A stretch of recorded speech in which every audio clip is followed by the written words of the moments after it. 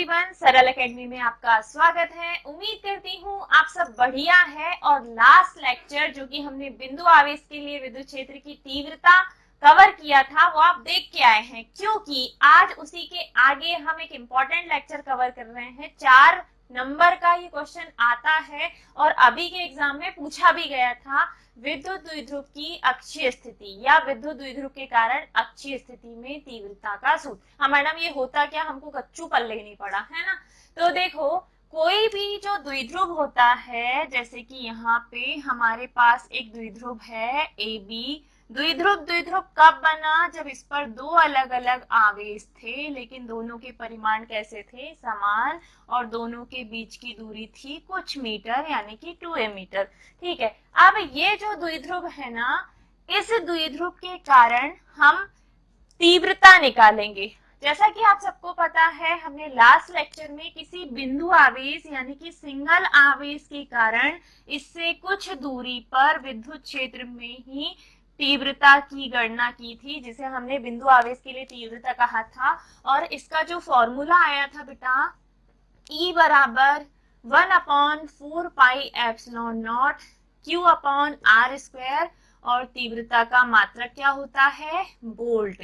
तो जितने बच्चे लास्ट क्लास अटेंड करके आए हैं उनको ये फॉर्मूला अच्छे से पता होगा और वो पढ़ के आए भी होंगे, क्योंकि जब तक ये नहीं समझोगे आगे की कहानी समझ में नहीं आएगी। अभी तक छोटे छोटे क्वेश्चन चल रहे थे, अब थोड़े से बड़े डेरिवेशन चालू हो रहे हैं, तो डरना मत।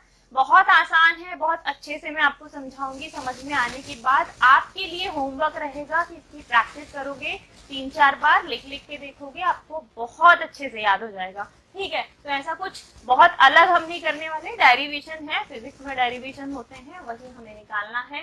तो चलिए देखिए, यहाँ पे एक द्विध्रुव है ए बी। इस द्विध्रुव के कारण बेटा, किसी भी द्विध्रुव के कारण दो स्थितियों में तीव्रता निकल सकती है। अगर हम तीव्रता की बात करें तो दो स्थितियों में तीव्रता निकाली जा सकती है। एक होती है बेटा अनुदैर्ध्य, या जिसे कहा जाता है अक्षीय स्थिति, एक्सियल पोजीशन। ठीक है, एक होती है अनुदैर्ध्य या अक्षीय स्थिति, और दूसरी होती है बेटा अनुप्रस्थ या निरक्षीय स्थिति, और दोनों ही इंपॉर्टेंट है। अनुप्रस्थ या निरक्षीय स्थिति, एक है अनुदैर्ध्य या अक्षीय स्थिति और दूसरी है अनुप्रस्थ या निरक्षीय स्थिति। ठीक है, तो दोनों ही हम बहुत अच्छे से समझेंगे कि क्या है अनुदैर्ध्य या अक्षीय स्थिति और अनुप्रस्थ या निरक्षीय स्थिति। दो अलग अलग स्थितियों में हमें क्या ज्ञात करनी है? तीव्रता। लेकिन ये तीव्रता निकालनी है किसी द्विध्रुव के कारण, ना कि किसी सिंगल आवेश के कारण। तो यहाँ पे हमारे पास एक द्विध्रुव है। जिस बच्चे को द्विध्रुव नहीं पता वो लास्ट लेक्चर देख सकता है, मैंने हर छोटी डेफिनेशन को वहां आपको समझाया है। विद्युत क्षेत्र की तीव्रता, विद्युत द्विध्रुव, द्विध्रुव आघूर्ण, इवन बिंदु आवेश के लिए विद्युत क्षेत्र की तीव्रता का सूत्र, ये सारे क्वेश्चन हमने लास्ट वीडियो में कवर किए हैं। तो जाइए देखिए बेटा, आपको बहुत अच्छे से समझ में आएगा। चलिए, आज का जो हमारा टॉपिक है वो है बेटा अनुदैर्ध्य या अक्षीय स्थिति। तो निकालते हैं। ऊपर मैंने हेडिंग भी डाल के रखी है, किसी विद्युत द्विध्रुव के कारण अक्षीय स्थिति में हमें क्या ज्ञात करनी है? विद्युत क्षेत्र की तीव्रता। तो चलिए निकालते हैं अक्षीय स्थिति में विद्युत क्षेत्र की तीव्रता। बहुत ध्यान से समझना, कहीं भी कोई डाउट आए तो एक बार फिर से रिवाइंड करके देख लेना, लेकिन स्किप करके आगे मत बढ़ना, क्योंकि ये थोड़ा सा बड़ा क्वेश्चन है और बहुत सारी चीजें इसमें कंफ्यूज कर सकती हैं आपको।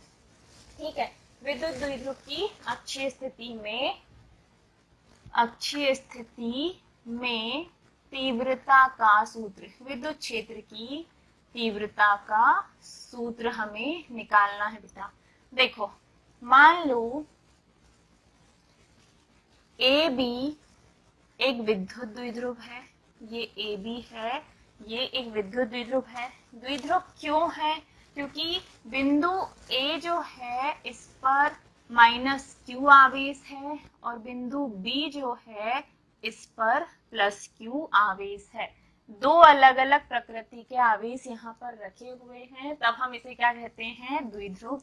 माना द्विध्रुव के बीच की जो दूरी है वो है बेटा 2a मीटर। ठीक है, द्विध्रुव के बीच की दूरी 2a मीटर। हमारा क्वेश्चन बोल रहा है कि द्विध्रुव के कारण अक्षीय स्थिति, अक्षीय मतलब इसी के अक्ष पर, इसी के समानांतर एक सीधी रेखा में कहीं बहुत आगे जाओ और किसी दूसरे बिंदु पर, इस बिंदु का नाम हम दे सकते हैं P, और इस बिंदु P पर क्या ज्ञात करो, विद्युत क्षेत्र की तीव्रता ज्ञात करो।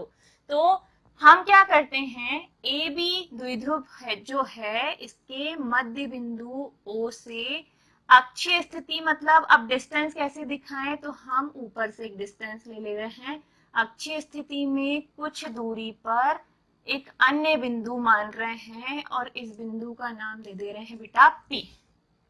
O से बिंदु P तक की दूरी माना R है, O से बिंदु P तक की दूरी मान लीजिए क्या है, R है। तब अब थ्योरी जो आपको लिखनी है वो, ठीक है, हमने बिंदु आवेश के लिए विद्युत क्षेत्र की तीव्रता की गणना कर चुके हैं। अब यहाँ बिंदु आवेश तो है नहीं, दो अलग अलग आवेश हैं, तो क्या कर सकते हैं हम, पहले आप एक आवेश के कारण बिंदु P पर तीव्रता की गणना कीजिए और इसके लिए हमें बिंदु P पर किसी दूसरे परीक्षण आवेश की क्या करनी पड़ेगी, कल्पना। और परीक्षण आवेश क्या होता है बेटा, Q नॉट। परीक्षण आवेश क्या होता है, क्या मानते हैं हम, Q नॉट। Q नॉट ऐसा, ठीक है, Q नॉट लिखा है मैंने वहां पे। अब देखो आगे, प्लस Q आवेश और Q नॉट, प्लस Q और Q नॉट दोनों ही धनात्मक प्रकृति के हैं लेकिन बहुत पास में हैं। कैसे हैं, बहुत पास में हैं, तो इनके बीच में लगने वाला बल भी कैसा होगा बेटा, ज्यादा होगा। और जब इनके बीच में लगने वाला बल ज्यादा होगा तो इनके लिए तीव्रता का मान कैसा आएगा, ज्यादा आएगा। तो हम ऐसा मान सकते हैं कि प्लस Q आवेश के कारण बिंदु P पर तीव्रता माना है E1। अब इस तीव्रता को दिखा दो E1, लेकिन तीव्रता की दिशा होगी बेटा दूर जाती हुई। क्यों, क्योंकि दोनों आवेश एक दूसरे को क्या करेंगे, प्रतिकर्षित। तो E1 तीव्रता की दिशा कैसी होगी, दूर जाती हुई। अब दूसरा माइनस Q आवेश, अब प्लस Q को हटाओ, थोड़ी दूरी लो, यहाँ क्या क्या है, माइनस Q। माइनस Q और Q नॉट, ये माइनस ये प्लस, दोनों एक दूसरे को क्या करेंगे, आकर्षित। आकर्षित मतलब डिस्टेंस, वो क्या बोलते हैं, दिशा ये रहेगी। लेकिन चूंकि माइनस Q Q नॉट से कैसा है, दूर है, तो यहाँ जो लगने वाला बल का मान है वो कैसा होगा, कम। और अगर बल का मान कम होगा तो तीव्रता का मान भी कैसा होगा, कम होगा। ठीक है, तो माइनस Q आवेश के कारण बिंदु P पर तीव्रता हम मानते हैं क्या है बेटा, E2। तीव्रता का मान क्या है, E2, ये हम मान रहे हैं। और तीव्रता की दिशा होगी माइनस Q के ओर, यानी कि द्विध्रुव के पास आती हुई। यानी कि कुछ इस स्थिति में बिंदु P पर E1 तीव्रता की दिशा है दूर जाती हुई और E2 तीव्रता की दिशा है पास आती हुई, और ये कॉमन बिंदु है हमारा P। तब हम पहले तीव्रता E1 का मान निकालेंगे प्लस Q आवेश के कारण, फिर E2 का मान निकालेंगे माइनस Q आवेश के कारण, और उसके बाद बिंदु P पर परिणामी तीव्रता E यानी कि कुल तीव्रता E या परिणामी तीव्रता E की हम गणना करेंगे। ठीक है, अब प्रश्न ध्यान से सुनिएगा। क्वेश्चन आपसे पूछ सकता है कि विद्युत द्विध्रुव की अक्षीय स्थिति में स्थित किसी बिंदु पर विद्युत क्षेत्र की तीव्रता ज्ञात कीजिए, अथवा ये भी पूछ सकता है कि अनुदैर्ध्य स्थिति में विद्युत द्विध्रुव की किसी बिंदु पर विद्युत क्षेत्र की तीव्रता का मान ज्ञात करो। तो चाहे वो अक्षीय स्थिति में पूछे या अनुदैर्ध्य स्थिति में पूछे, आपको प्रॉपर पहले डायग्राम बनाना है साइड में एक तरफ, ठीक है, फिर लिखिएगा क्या लिखना है। तो थ्योरी ध्यान से सुनना, यही सेम आपको लिखनी है। चित्रानुसार ए बी एक विद्युत द्विध्रुव है, चित्रानुसार ए बी एक विद्युत द्विध्रुव है जिस पर माइनस Q और प्लस Q आवेश हैं। द्विध्रुव के मध्य की दूरी 2a मीटर है और द्विध्रुव के मध्य बिंदु O से अक्षीय स्थिति में r दूरी पर एक अन्य बिंदु है P, जहां हमें विद्युत क्षेत्र की तीव्रता ज्ञात करनी है। ठीक है, अन्य बिंदु है P जहां हमें विद्युत क्षेत्र की तीव्रता ज्ञात करनी है। अतः हम बिंदु P पर परीक्षण आवेश की कल्पना करते हैं।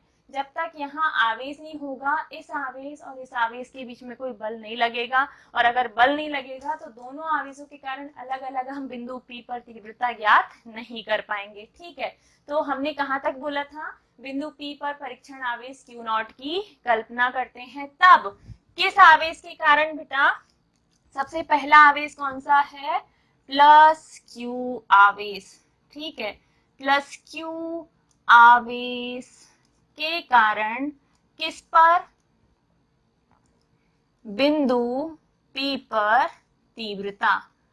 प्लस Q आवेश के कारण बिंदु P पर तीव्रता क्या होगी, तो तीव्रता का सूत्र सिंपल होता है E प्लस Q के कारण हमने तीव्रता क्या मानी थी, E1, तो यहाँ लिखोगे E1, और बिंदु आवेश के लिए तीव्रता क्या होती है, 1/4 पाई एप्सिलॉन नॉट, आवेश है Q और बटे में होता है बेटा R², बटे में होता है क्या, R²।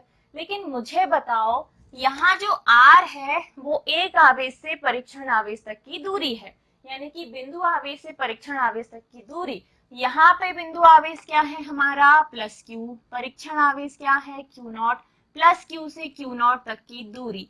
क्या आपको पता है, प्लस Q से Q0 तक की दूरी क्या हमें पता है, नहीं पता।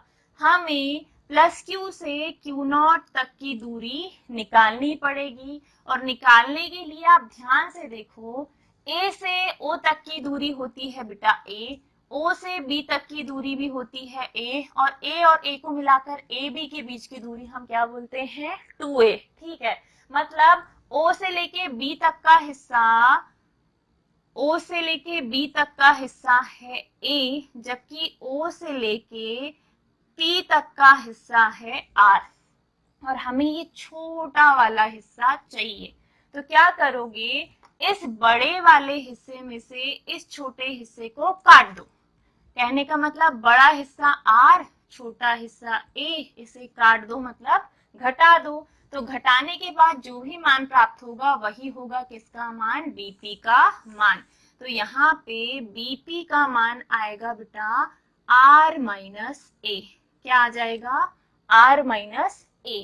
अब यहाँ पे जब इसका मान R माइनस A आ गया, तो R² की जगह हम क्या लिखेंगे, R² की जगह हम लिखेंगे बेटा R माइनस A का square, Q upon R minus A, और इसका क्या करना है, हमें स्क्वायर करना है। ठीक है, कर दिए स्क्वायर, और तीव्रता का मात्रक क्या होता है, न्यूटन प्रति कूलम। इक्वेशन नंबर 1 हमारा आ गया।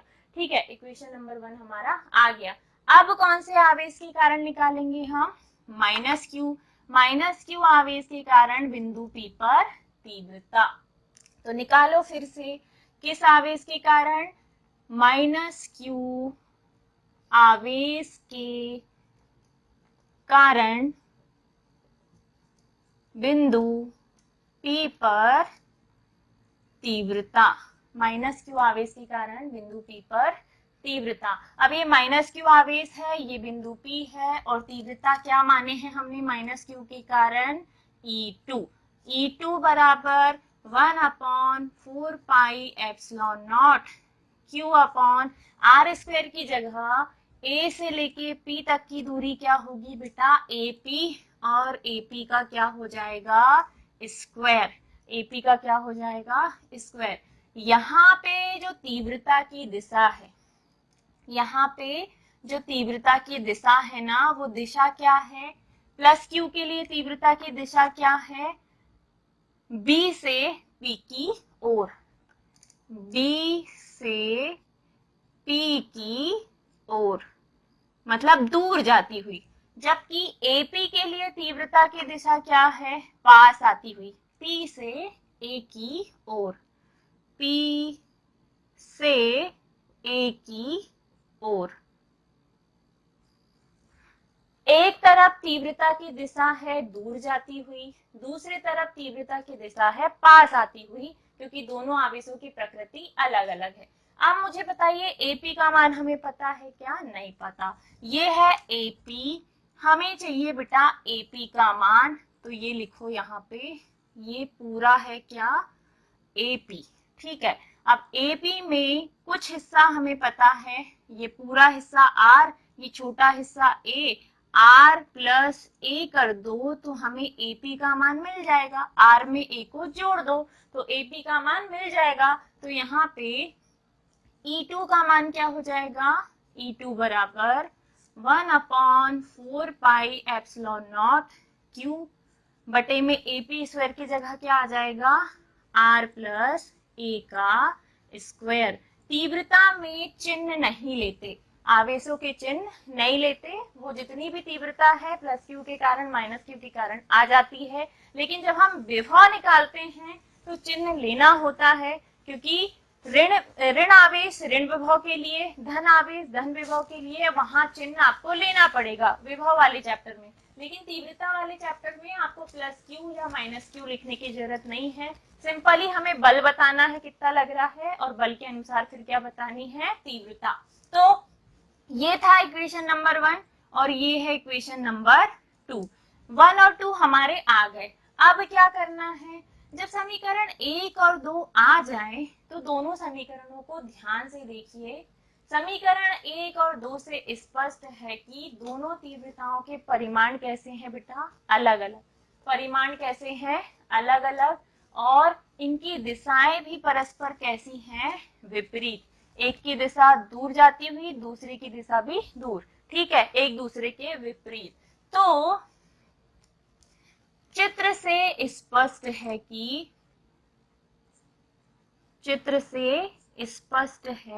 कि तीव्रता E1 व E2 की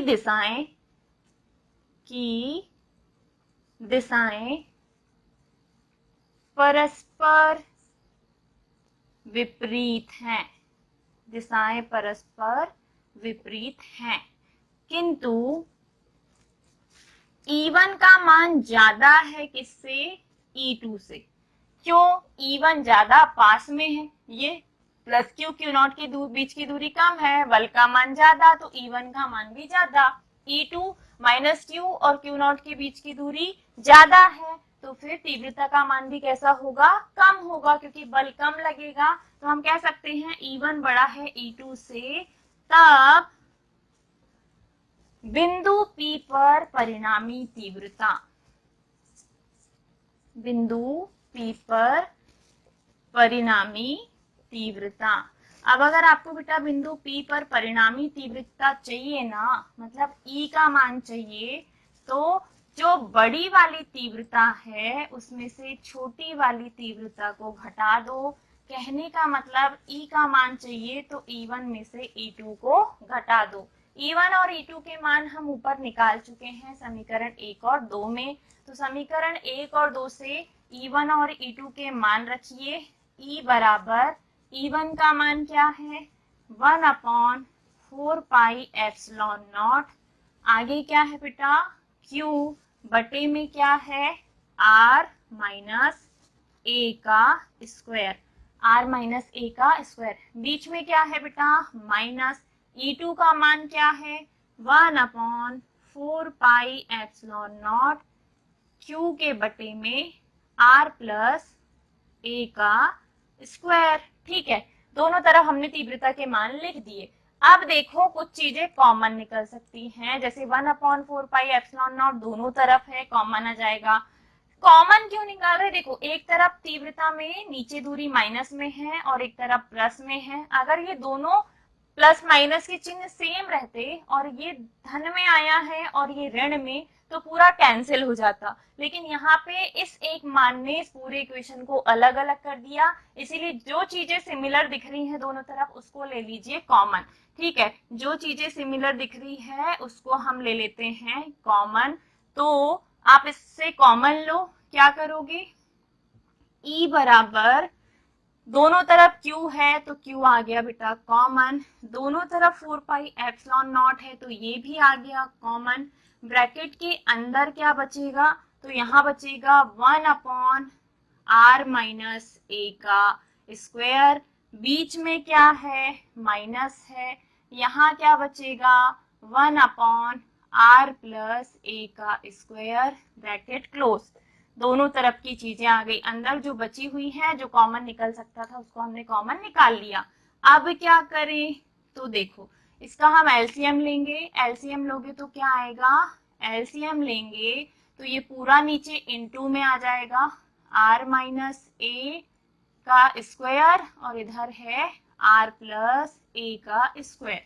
ठीक है, प्लस माइनस वाले से माइनस वाला कैंसिल, प्लस वाले का ऊपर गुणा, तो क्या हो जाएगा r प्लस a का स्क्वायर, बीच में क्या है बेटा माइनस, प्लस से प्लस कैंसिल, माइनस वाला बचा, इसका गुणा एक में करोगे तो r माइनस a का स्क्वायर। या आप कह सकते हो कि इन दोनों को इनटू में लिखा है और इसका गुणा इधर, इसका गुणा इधर किया है, प्लस वाले का एक में, माइनस वाले का इस वाले एक में। अब इसे सॉल्व करो, कैसे, तो सिंपल है बहुत। अब q upon 4 pi epsilon not, bracket के अंदर पहुंचो, नीचे वाले का मल्टीप्लाई करो आपस में, r और r का गुणा होगा तो r स्क्वायर, प्लस और माइनस का गुणा होगा तो माइनस, a और a का गुणा होगा तो a स्क्वायर, और इस पूरे का क्या था होल स्क्वायर, पूरे का क्या था होल स्क्वायर। ठीक इसी प्रकार r प्लस ए स्क्वायर मतलब a plus b square, a plus b square को तोड़ोगे तो a square plus b square plus 2ab, यानी कि 2ar या 2ra, बीच में क्या है माइनस, तो ब्रैकेट लगेगा अंदर, r माइनस a स्क्वायर मतलब क्या हो जाएगा r square plus a square minus का 2ar। ठीक है, मतलब a प्लस बी स्क्वायर का फॉर्मूला लगाओ, a माइनस बी स्क्वायर का फॉर्मूला लगाओ, सिंपल है। अब क्या करना है, तो आप कुछ नहीं करना, काटो पीटो, q upon 4 pi epsilon nought आ गया, r स्क्वायर नीचे क्या करना है, ये बचा हुआ जैसे का तैसा लिखिए, r माइनस a स्क्वायर का होल स्क्वायर, इधर देखो क्या है r square plus a square plus 2ar, minus का गुणा अंदर तो माइनस का आर स्क्वायर माइनस का ए स्क्वायर, और माइनस प्लस का 2ar bracket close, r square plus का आर स्क्वायर माइनस का ए स्क्वायर प्लस का ए स्क्वायर माइनस का, क्या बचेगा बेटा, बचेगा ई बराबर Q upon 4 pi epsilon not, bracket के अंदर 2ar और 2ar क्या हो जाएगा 4ar, और बटे में क्या है r square minus a square का होल स्क्वायर, चाहो तो ब्रैकेट हटा दो, इनटू लगा दो, इनटू में है ये सारी चीजें, और ये हमारा आ गया सूत्र भी अभी के लिए। ठीक है, इसके आगे बढ़े अब, तो सबसे पहले देखिए क्योंकि मुझे मिटाना पड़ेगा, हमने सबसे पहले प्लस क्यू आवेश के कारण बिंदु P पर तीव्रता निकाली, जो कि ये आई बेटा, सिर्फ R का मान चेंज किया है, R का मान ये आया है। फिर माइनस क्यू आवेश के कारण बिंदु P पर तीव्रता निकाली, जो कि ये आई है, यहाँ पे भी डिस्टेंस बस चेंज हुआ है, बाकी पूरा जैसे का तैसा। जब दोनों तीव्रताएं आ गई तो हमने बोला कि भैया दोनों तीव्रताओं की दिशाएं कैसी है, परस्पर विपरीत, किंतु पहली तीव्रता का मान दूसरी तीव्रता से ज्यादा है। अगर मान ज्यादा हो तो क्या करते हैं, अगर तीव्रता का मान ज्यादा हो तो बड़े वाले में से छोटे वाले को घटा देंगे, तो हमें परिणामी तीव्रता मिल जाएगी। E1 का मान ऊपर समीकरण 1 से रखा, E2 का मान समीकरण 2 से रखा, आगे का बाद में भी बता सकती हूँ। इस मान के बाद Q कॉमन आ गया, 4 पाई एप्सिलॉन नॉट भी कॉमन आ गया, जो बचा हुआ है वो ये है, क्योंकि बाकी पूरी चीजें हम बाहर कॉमन ला चुके हैं। अब हमने क्या किए, जो कॉमन है उसको छोड़ो, इन दोनों को इनटू में लिखा, इसका गुणा इधर, इसका गुणा इधर किया, ये a प्लस बी स्क्वायर है, ये a माइनस बी स्क्वायर है, फॉर्मूले में तोड़ के लिख दिए, 10वीं का 9वीं का फॉर्मूला आपको पता होगा। ठीक है, अब माइनस को ब्रैकेट के अंदर पहुंचाए तो जो चीजें प्लस की थी वो माइनस की हो गई, जो माइनस का था वो प्लस का हो गया, इधर ये प्लस वाले हैं, इधर ये माइनस वाले हैं, कैंसिल, बचा है 2ar जुड़ जाएगा तो क्या हो जाएगा 4ar, और नीचे का जैसे का तैसा, है ना।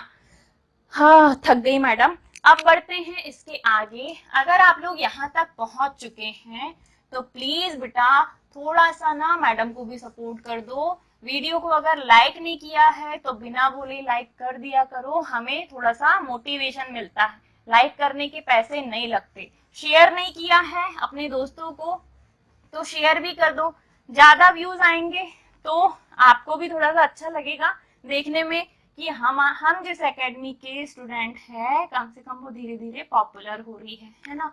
अभी अभी स्टार्ट किया है हमने लास्ट ईयर से, है ना। चलिए देखिए क्या हुआ। अभी इसको हमने जोड़ के लिख दिया। अब इसके आगे बढ़ते हैं। आगे कैसे बढ़ेंगे, तो ई बराबर क्या आया है हमारा, इसको अलग करके लिखो आप। 1/4πε0, ऊपर क्यू को इसके साथ लिखिए, q इंटू 4ar के बटे में क्या है बेटा, r square minus a square का होल स्क्वायर। ठीक है।